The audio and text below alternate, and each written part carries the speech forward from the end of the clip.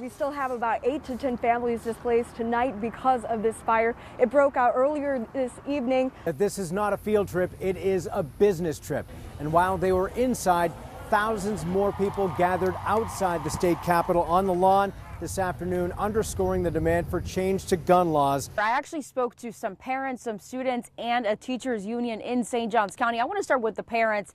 They have mixed feelings, but their son, he goes here to Pine Forest Elementary School, and he had no doubt in his mind that he would feel safer if teachers were armed. I don't even know exactly how my son died. That's a shame. Since February 3rd, Dominic Broaddus Sr. says he's been waiting, listening to hear anything from officials about his son Dominic DJ Broaddus Jr.'s death. DJ was shot at a residence in McClenny. They said they didn't find any weapons on my son. We asked that question. Broaddus Sr. says the first time he understood his son's injuries was at the morgue. He was shot 2 times on the left side behind the ear and once underneath the lip. But details about how and why are thin. Baker County did release an offense report listing Dominic Broaddus and a 29-year-old white male as persons. There's a third person listed, but that information is redacted. Most of the report, including 3 other supplemental narratives, also redacted. Why did they redact all their reports, all their statements? It makes no sense to me.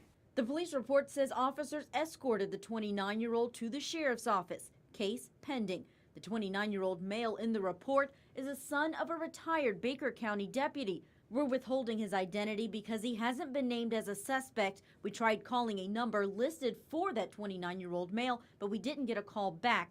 Meanwhile, DJ's story has taken social media by storm, with activists nationwide demanding answers. I feel like he's not arrested because of who he is and where his family and the connections that he has. This is Joshua Smith, an organizer with the Jacksonville Community Action Committee. They've been inviting those in the Jacksonville community where DJ was a native to come out tomorrow and speak out. The waiting game is the thing that they usually try to distract us with. You know, you wait it out, eventually people will forget, eventually people won't be angry anymore. The sister that waiting for Broaddus, there's no reason this guy should be walking the streets. Means watching for transparency and hoping for accountability. I'm supposed to be a victim, and they're not telling us anything. I'm glad that your life is starting to get back to normal, and I tell them it's better than normal.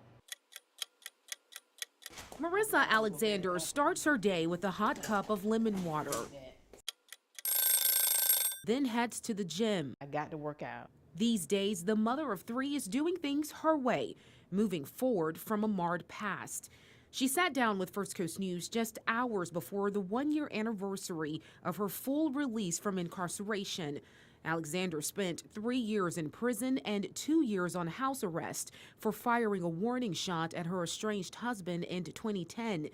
She claimed it was self-defense and argued that Florida's Stand Your Ground law, which allows a person to use deadly force against an attacker, applied to her case. The courts saw otherwise and sentenced her to 20 years in prison. I never stopped thinking about the fact that I would be out. I would literally be seeing myself coming from prison, see what 95 looked like, passing my mom's exit. All these things had to be in my mouth. The case caught worldwide attention. Countless people began to speak out for Alexander, including former Congresswoman Corrine Brown.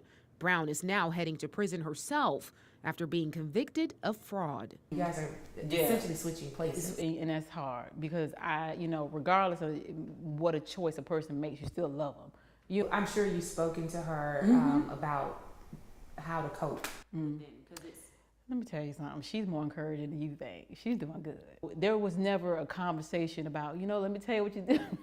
She's gonna do what she do. But I believe she's gonna have respect wherever she go, and I'm praying that everything is turning around just like myself. Things have turned around for Alexander. She started a nonprofit, the Marissa Alexander Justice Project. She now travels the country promoting her efforts to prevent domestic violence and challenge legislation that disproportionately impacts certain demographics. Most women that are incarcerated have been exposed to some type of violence, whether it was against them or they've seen it, and that has rose. It's rose by 800% women increase in prisons. And so then the impacts on the family. Like 60% of them are mothers. So then what happens to the family structure? And all these things trickle down in school and how we interact in our communities.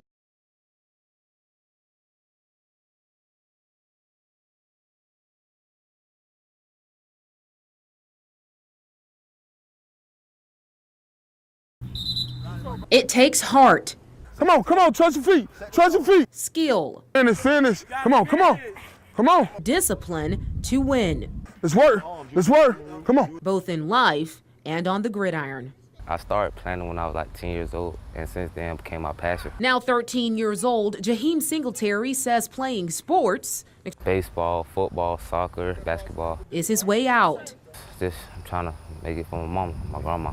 Trying to get out. Why do you want to make it for him? Just trying to have a better life. His mother, Joyce Anderson, keeps a close eye. Because I refuse to give him up to the street.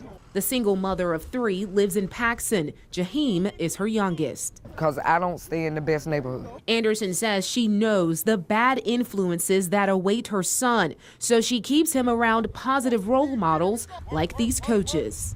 We like to be involved with our kids 365. Sharon Dorsey, Travis McCall, Michael Holloway, TJ Robinson, and Warren Jones all come from Jacksonville and are all reaching back to make a difference. Instead of our kids sitting at home this summer right now playing the game and having ample amount of time to venture off and do things as of a kid's nature, we out here getting better. And channeling their energy towards something positive. Instead of resulting to violence. Crime in Jacksonville is a problem. So far this year, there have been 71 homicides, according to our calculations.